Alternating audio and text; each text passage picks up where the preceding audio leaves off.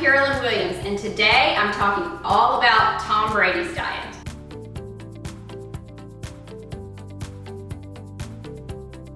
It's almost football season, and y'all know I'm in Alabama, so that's about to take over our lives here. And that made me think of one of my top stories that I've ever written for Cooking Light, which was all about breaking down Tom Brady's diet. So today I'm sharing more about that and what exactly his diet is, and if we all need to be following it, and if maybe following his diet will make me look like Giselle. So Tom's diet is based on his book TB12, which is designed to let you achieve peak physical performance. And basically, once I read it, I figured out that it was kind of a combination, part anti-inflammatory diet, part alkaline diet. And then also mixed in there was an emphasis on only consuming organic, local, and seasonal produce. So let's talk about each of those components and if you really need them. The first is anti-inflammatory, eating an anti-inflammatory diet. And y'all know that I'm big on that. Most of you know, if you don't already, I have a cookbook that I came out with, Meals That Heal, 100 plus everyday anti-inflammatory recipes. And the reason is inflammation is at the root of almost all of our health issues today. Heart disease, autoimmune diseases, cancer, Alzheimer's, dementia, memory loss, energy levels being low, pretty much anything, the root is inflammation in the body. And the problem is that a lot of times you don't know the body has low-grade underlying inflammation. And if you don't stop it, it's going to build until it progresses to high blood pressure or to type 2 diabetes. And then it almost sometimes seems like a cascade of problems. And that's because the inflammation just builds on itself.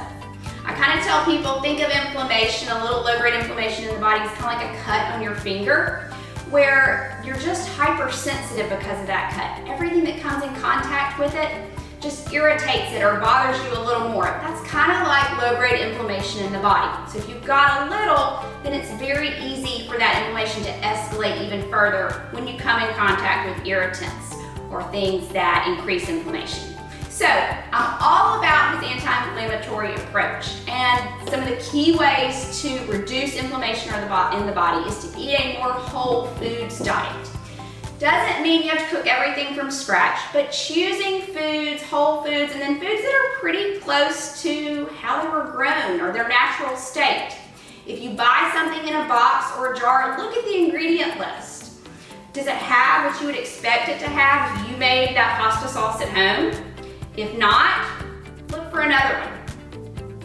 You can reduce inflammation by choosing more whole foods or foods close to their natural state or that are similar to the way that they were grown. Now, this doesn't mean that you have to cook everything from scratch. If you buy something in a box or in a jar or in a can, look at the ingredient list and then look at the ingredients. Do they look like what you might put in that pasta sauce or that food, whatever it is that you're buying if you were cooking it at home? If so, then that's a pretty minimally processed food typically. Good. Other ways to reduce inflammation, load up on your fruits, your vegetables, your plant foods, and your healthy oils. Also, get rid of as many inflammers as you can. So trans fats, processed foods that have a lot of added unnatural things, colorings, additives, just things that you don't naturally find in food. And then also reducing added sugar. So that's anti-inflammatory, and I'm totally on board with reducing inflammation through your diet. The other component that he combines is eating more alkaline food or basic foods. And this goes along the principle of the alkaline diet that was really popular several years ago. Basically, what you're doing is you're trying to eat more foods that have an alkaline effect in the body. Now, once you eat a food and you use those nutrients, what you're left with is ash. And that ash tends to either be more acidic or more alkaline or basic. Proponents of the alkaline diet suggest that eating more of those acidic foods or the foods that leave an acidic ash actually increases your disease risk and increases inflammation. And if you're an athlete like Tom, maybe you can't perform at your peak performance because of that acidity. So what Tom suggests in his book is choosing more alkaline foods. So what Tom suggests in his book is that we really focus heavy on produce that has an alkaline effect in the body. Also, if we can eat it raw or cook it very minimally, he says that's going to have a lower acid producing effect. Now the problem with this is it's not really intuitive knowing what produce is alkaline and what produce is acidic. Even for me as a dietitian, this isn't something that I learned in school. And you would think, oh, it's easy, like an orange, it's citrus, it must be acidic, but not necessarily. And so even I had to look at the list in the book to see, and things that are acidic will sometimes surprise you. Things like walnuts and salmon and even yogurt, according to his book, produce acidic ash in the body. So it takes a lot of memorization or constantly looking in the book.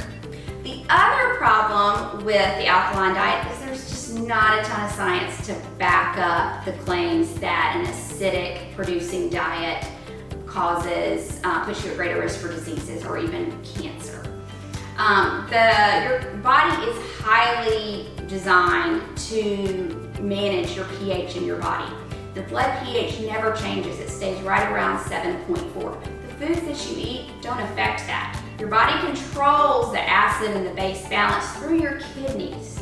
So really what you eat doesn't really affect your body's overall pH itself. Your body is just super smart. It's designed to handle that on its own. Your body's pH doesn't change. What will change is, thanks to the kidneys, the pH of your urine, and that's how it controls the acid-base balance. Now combine the anti-inflammatory aspect with what I just told you about the alkaline, and then factor in that when you do eat produce, it needs to be more alkaline produce, and it also needs to be organic, locally grown, and seasonal. That's a lot to consider when you're planning a meal or even grocery shopping. Not to mention that it gets very expensive. Now, I don't think I also mentioned that you can't have gluten, processed foods, you're supposed to avoid excessive caffeine, alcohol, avoid dairy, avoid excessive sodium. Pretty much, this is a pretty restrictive diet for the average person, especially if you're not like Tom and Giselle and don't have a personal chef to do all the grocery shopping and cooking for you. So while the diet evidently seems to be working for Tom, it's not necessarily something that I think everyone should be doing. Yes, we all need to get more plant foods in, and I think focusing on anti-inflammatory aspects in the diet are definitely productive and beneficial. But combining all the other things, the alkaline, we don't necessarily have science for that to fully support that.